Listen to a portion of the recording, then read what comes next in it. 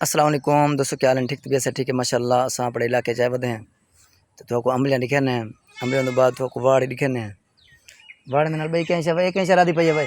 तिली तिली मूंगफली वो केड़ी है? तिली मूंगफली दाल है मूंगी। तिली मूंगफली भी दिखे ने। ये पहले अंबलियां देख गिनो। ए अंबलियां माशाल्लाह ये देखो ना, अंबलियां लगिया खड़े ना, बाग लगिया खड़े ना। ये वाला तो वाड़ दिखे ने। मूंगी ये वाड़ है माशाल्लाह। खूबसूरत इलाका साडा, बड़ा कमाल दा, बहुत प्यारा माशाल्लाह इलाका है।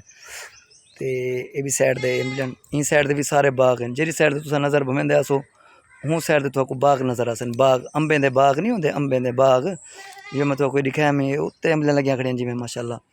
ये जूम करके दिखना ठीक। तो ई साइड दे जी ये फसल आदि पई जितों दो भाई खड़न, इन्होंने पहली साइड दे मूंगी राधी पई है। मूंगी तो दिखे ने, मूंगी दिखे ने माशाल्लाह। ये मूंगी ही वे, ये मूंगी की फसल है।